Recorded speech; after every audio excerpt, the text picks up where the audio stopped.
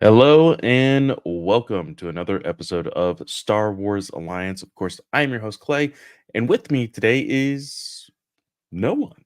Katie is not here tonight because she was not feeling well. She got very little sleep on top of having to go visit a doctor, as well as trying to get up early enough to be able to watch The Bad Batch without getting spoiled because unfortunately, someone made the stupid decision to have the Bad Batch release at 3 a.m. instead of like every other show the past year, it being Tuesday at 9 p.m. So it kind of sucks that that is happening with the Bad Batch, and I wish Katie the best of luck in recovering in her sleep. I have been having some sleep trouble as well. It absolutely sucks. But with that, guys, we're going to jump into the news. We have very, very little. And then, of course, we're going to jump right into the episodes of The Bad Batch. But, of course, real quick, everybody knows that we are a part of the GUA network. All of the shows and network plugs will be down below in the show notes. So go check everything out. Um, just some highlights. I know that. Travis over at the Animation Nation podcast did a conversation about the Batman Beyond news and his frustrations with that. I'm sure it's on my queue, so I still haven't had the chance to listen to it. He also talked about the 90 X-Men 97 trailer, as well as uh, I think the upcoming Invincible Part 2. Joe talked about the Ghost Machine comics, the Image comic, so go check that out as well. And then me and Jake are going to be getting together for another episode of Ranger Alliance to end the month of February. So go check everything out there. Now, some of the news topics that we are going to jump right in with. The first thing we got was, I think, Sunday after our last episode, saying that this is just a rumor as of right now, but uh, Angela Bassett met with Lucasfilm to for a potential Lucasfilm role, Star Wars role. Um, Now, I did not know this character. There are some, I guess, pretty accurate guesses, just because of what we know is coming in the future of Star Wars films. People are assuming that she is going to be playing a character named Ray Sloan. This is a character who I am sure uh, was I can't even remember if remember a Ray Sloan in the uh oh shoot. The name is blanking on me. See, Katie, the one night that you didn't show up, you could have given me the heads up on this character. But the Thrawn, I don't know if she is Ray Sloan is somebody who is close to Thrawn or not. I can't remember. So I think that's pretty cool. Of course, Angela Bassett is a amazing actor, and her joining Lucasfilm and Star Wars would be absolutely amazing. So really looking forward to seeing if this is going to be true. Um, or if the confirmation of whatever characters she's possibly playing. I think that would be really, really cool. The second bit of news is a publishing news from Edelweiss US Trades. We saw that a new novel is going to be set to release in July of this year, named Star Wars: The Rise and Fall of the Galactic Empire. It is set to release in July 9th of this year, and it is written by Chris Kimshall. I do not recognize the name, but I did see Adam Christopher mention that this individual here, Chris Kimshall, is actually a um a historian in some sort of manner. And so getting a historian to write about the Galactic Empire, the rise and fall of the Galactic Empire, um, sounds really, really cool. And so I'm really excited for this. We have been taking these dives into the High Republic, and I am jumping on the new canon books post the original trilogy or within the Skywalker saga, because of course we also reviewed like things like Brotherhood and things like that. Um, I'm liking all the Star Wars books that I'm reading. So, taking a dabble into stuff that is not the High Republic is also nice, just for a little bit of a breather. Even though I would just like to stay away from the Skywalker saga, but it is what it is. But really looking forward to this novel. Of course, always looking forward to listening to it on busy days at work. So that is basically it. Oh, well, actually, no, there was news today. Um, uh, Collider mentioned, I think at like 3 o'clock my time, that was like, oh, let's start off Wednesday with, some Star Wars news. And they released a article stating that the Acolyte is set to release June 5th of 2024. So Star Wars summer is here, guys. We got, of course, High Republic novels hitting off in what is that? May? Wait, hold on. No, April. It's gonna start in April, right?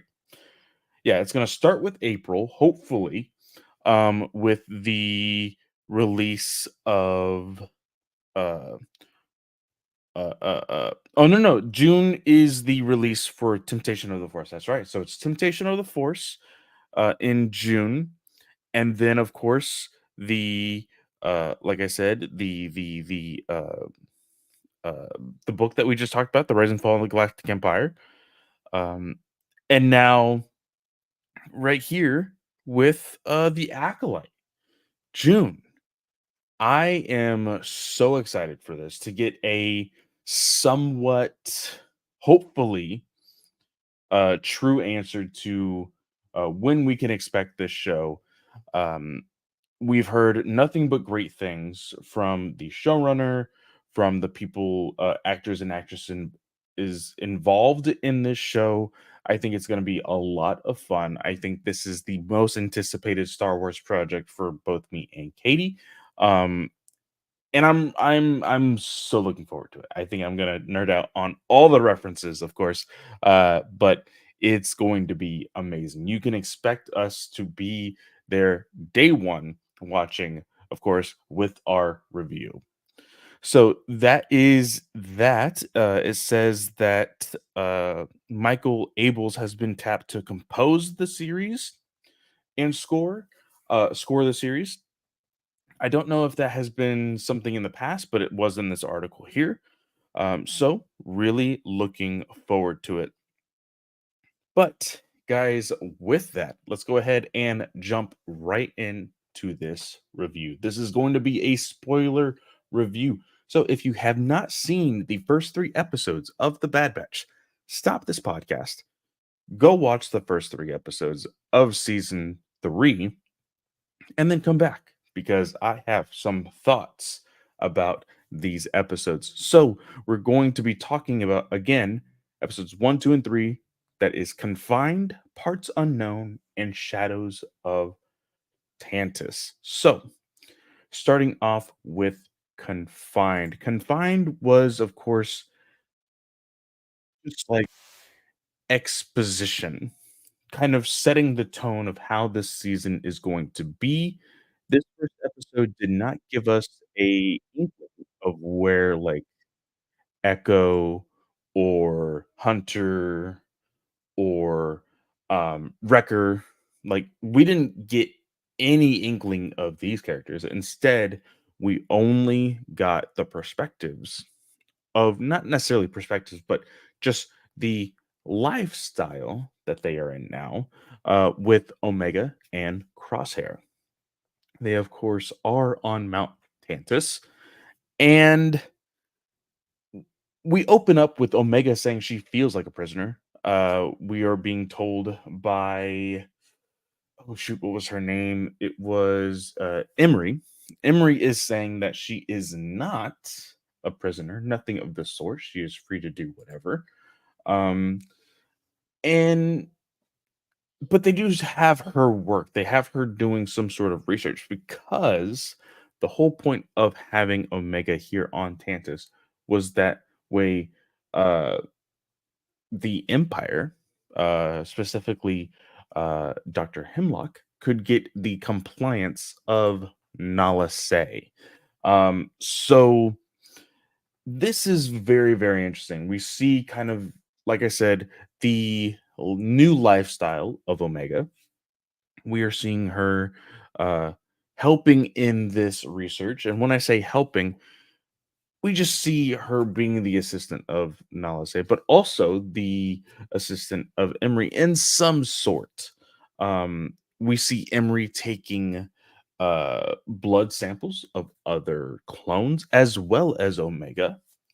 And then when Omega takes these samples to Nalase to then test, we don't know what they're testing for. Um, Nalase is kind of surprised that Omega was one of the test subjects. She takes the vial and immediately disposes of it and tells Omega, don't tell anybody, be on the down low. It's safer this way. Quote, it's safer this way. And so that kind of gets Omega to be like, okay, well, this testing is not the same that we kind of did in Camino, is it? And there was kind of dead silence, and the silence speaks volumes. So um, from there, we move on to we see that uh, Omega is feeding this. Oh, what are they called? They are called. Uh, oh, I don't know the animal here. Hold on. What kind of animal is this? This starts with an L. I can't remember what the creature was, but it's like this hound type of animal that is on Tantus. Um, we're kind of seeing a um, like in repeat, we are seeing her do these different things. We're seeing her get tested again. We're seeing Nalase again. We're seeing her feed these hounds. One in which she is trying to very much domesticate in some sort of fashion, be friendly with, should I say. And eventually we do see this hound kind of, start to behave in a manner that is not like vicious and whatnot. So I think that is very cool. It shows the heart of Omega. Um, but the hound, she named him uh Batcha, and I think it's funny because it's batch, like bad batch, Batcha. Um, but we learn that the hound has been hurt. It has like a cut or something on the leg, and the facility sees this as a liability and has decided, hey, we're going to terminate that hound no matter what. And Omega takes it upon herself to say, hey, you know what? I'm going to make Batcha feel better, and then you don't have to terminate it. Um, from there, we see uh, Omega get like raided in her room. We see the doll that she has made. Emery reminds her, like, hey, no personal items. Like, it's better this way to not, get close to things because, in the for the name of science, you're gonna have to possibly hurt things or things like that. Make her very, very cold, really. Um, but eventually we see that Batcha is still going to be terminated after healing, and she gets in. Omega gets in a fight with a droid who is in charge in that facility and frees the Hound. And Hemlock is like, "You're a cruel, cruel person. Like domesticating that hound has made it weak. You have now freed that animal, and now it's probably going to get killed off in this jungle out here, all because of your kindliness or whatever." And Omega's like, "No, like Bacha deserved a chance to live, not just you know deeming him a liability and just thinking of it as a thing instead of an actual living thing." Uh, so that is basically the end of the first episode. We do, however, see I believe it's in this episode. We do see Crosshair once, and she's still very much in the idea of in the headspace of like, I'm going to escape this uh this facility. That's my main mission. In the beginning of the episode, we see her scratching numbers on her windowsill, kind of showing, and I counted it the first time, it was 15 days, 15 to 20 days, just because of the way the shadows hit and everything. It was just about 20 days.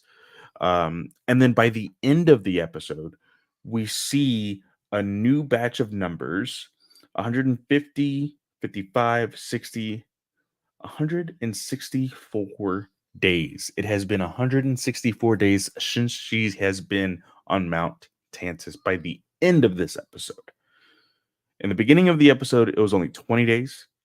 It has been over 140 days since she has been here. And you see in the midst of this episode how like she stopped really talking to Crosshair, but it was more so just for face value. Like in the hallways, she wouldn't really pay him any attention, but she would still go see him every once in a while.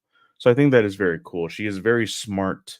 I love how they still perceive her as the way that she is in the previous seasons, because just because she's going to be captured, at heart she is still Omega. She is still the very brave individual. She is the smart individual. She is everything that Hunter and the Bad Batch taught her.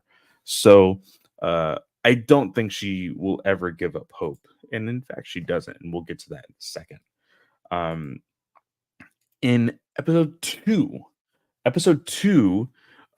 is Paths Unknown, and this full episode is with Hunter and Wrecker. They are very much trying to find the base that Dr. Hemlock is stationed at. They're trying to find Omega. They're trying to rescue her, and of course, they are going to try to rescue Crosshair if they get the chance. I'm sure. Um, and they go to, oh shoot, what is this planet in the very beginning? Um, I know that it is the uh shoot, what is her name? Lady Durand. If that rings any bells with anybody. Um, they are getting some information from them uh on the whereabouts of the Hemlock laboratory.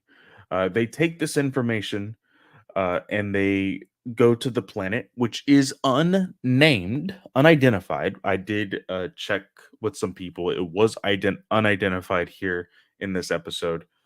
They get some comms from Rex and Echo saying that they won't be able to get to that planet for another two rotations. Hunter doesn't want to wait. He goes in and they go searching for this laboratory. They go to the laboratory. It is wrecked. It is ruined. Um, but they do find very young clones. There's three of them, in fact. Um, and in this wild adventure on this planet, they of course are telling these individuals like, "Hey, we're trying to look for these these people, this person in particular, that being Omega, they don't recognize anything, but they do very much know about Hemlock. Um, and they're like, hey, maybe in the facility you can look up some of the data. Um, and it's basically that they do go there with one of these clones, and the obstacle, because of course every episode has to have some sort of obstacle, is like this vine creature. And it's funny that I say vine creature, because my thoughts and Katie's thoughts, we both texted each other this, was holy crap, it's the Drengear. But it later in the very end of the episode reveals its mouth facial structure, and it is not the same as a Drengear. So I don't think it is, but if it's some sort of callback or anything, I think that is very cool. We did, however, hear that this vine creature was actually an experiment from the Empire. So they actually created it. And that's very important because we see, these hounds in the first episode that the Empire is testing with. We know that the clones are being tested for something. And in the last episode, which I will get to here in a second, something pops up that's kind of crazy. But they're able to get something as far as data, but it doesn't really show, and uh they fly off. They tell these other three younger clones that help them escape this monster that that they need to go on their own. Like the Empire is not what it was. Like it's uh because these clones, their aspirations were to be the clones that everybody knows and loves. Um, and of course, that's just not what it is anymore. So Hunter tells them, like, y'all go off on y'all's own path. Y'all don't need to stay with us. We have our own mission. Y'all go live y'all's lives, whether that be, being mercenaries and bounty hunters and whatnot, trying to be soldiers, or if it's just to live a simple life. And that is it. We get a last pan down to Omega's stuffed animal, and then the episode is over. And that leaves us to the last episode, Shadows of Tantus.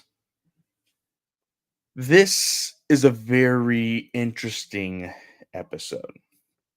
We get a Emperor Palpatine appearance here. We get a project name, and we hear the phrase M count as far as what they are testing for. Um, so we believe, and I say we, and I think it's very much what it is. Me and Katie talked about the M count is, of course, midi-chlorians. I think that is very, very obvious. The Emperor is involved. We know that the Emperor is trying to clone somebody to be able to wield the Force because he cannot live forever. So he is trying to be able to put his essence into somebody like that or clone himself, whatever. Um, they name this project Project Necromancer. Clearly, that is, hey, I'm going to die. I need to be brought back from the dead in some capacity. And that's what this clone is for. Hopefully, is in their mind. So, Omega is very curious as of why like everybody seems to be on high alert. She does not know the Emperor is on Tantus. And um uh Nala Se is with Hemlock and the Emperor at the time that they go check out this Project Necromancer. And Omega is with Emery. They take her blood sample, but Emery's the one that is running things in the lab that Nala Se is usually in. And they put her uh, blood sample in the machine, and uh, Emery basically tells Omega, like, hey, go get some rest. You don't look well." Omega takes the data pad, runs down to the cells, gets Crosshair, says, "Hey, we're jumping ship. We're getting the hell out of here." And they make their way out. They are able to run. They're able to go through the hound's uh, cell. In the behind the hound cell, there is a tunnel that leads outside the facility. They're able to make their way out of there, and then Hemlock, of course, gets a squad to go hunt them down. This is where things get kind of intense because they find out there some sort of like mutant bear tiger thing. It's crazy looking. It looks like some sort of like tiger or cat like thing, but then it like stands on its hind legs and looks like it's freaking swole and has all these muscles and stuff. And then it gets back on all fours. Really wild. Um, but the hounds that the Empire tries to, or Hemlock tries to hunt them down with, Omega's been feeding them. They're going to, of course, protect the person that feeds them. So they actually attack this large creature, which I thought was pretty cool. And then the rest of the squad tries to hunt down and shoot down Omega and Crosshair.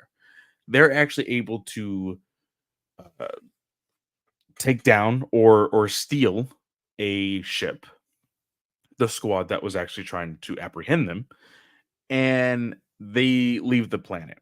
And Hemlock was ready to like shoot them down and everything else, but Emery got the results of a test that was the positive exceeding M count for Project Necromancer, and it was Omega's blood. Omega's blood is the key to what we eventually see in The Rise of Skywalker. We all saw it coming. This is not a surprise to us. But what does this mean for everything else? Um, when the Emperor and Hemlock were talking, um, same thing in the trailer. The Emperor tells Hemlock, "Whatever you need to get this project up and running and successful, I will give to you. You have everything you need at the Empire." And at the end of the episode, when Crosshair and Omega jump into hyperspace, he's like, "Oh, it's a minor setback. It's a minor setback." Why? Because I have the entire empire at my disposal.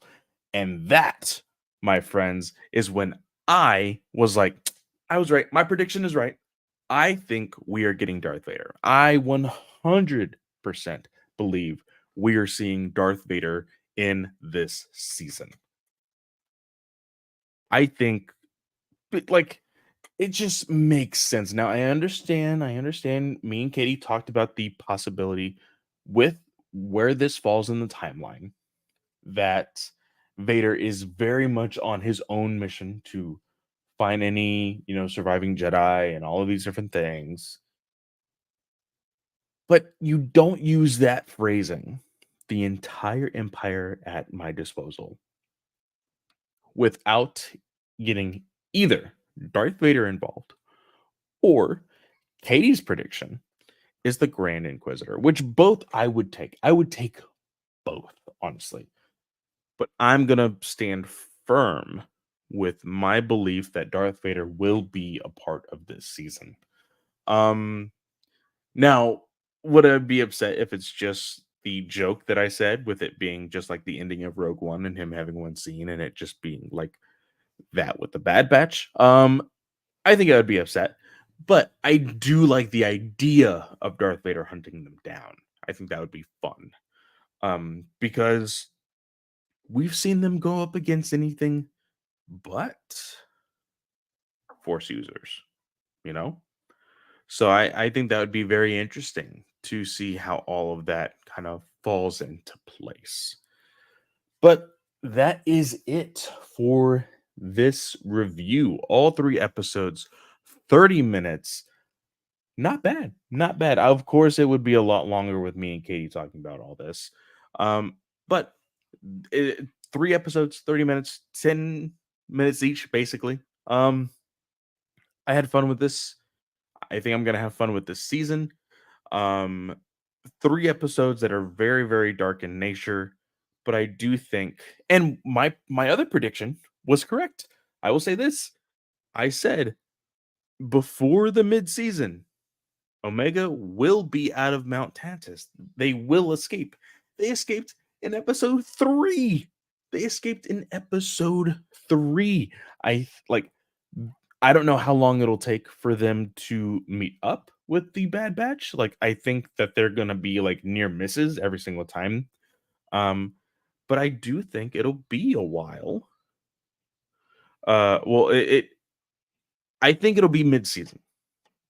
No. I think that's too far. I don't know if it'll be next episode, but it'll be soon. It'll be soon, but I'm just glad that my prediction was correct. Before the mid-season, Omega escaped Mount Tantus. So, guys, with that, that's going to be the episode. I thank you so much for being here. Of course, you can always find me at Fanboy Clay on Twitter. Um, I'm going to try to stream this weekend. So, if you would like to watch and hang out, I would greatly appreciate it. Go over to twitch.tv/ fanboy clay 10. That's fanboy clay 10. So go check me out there.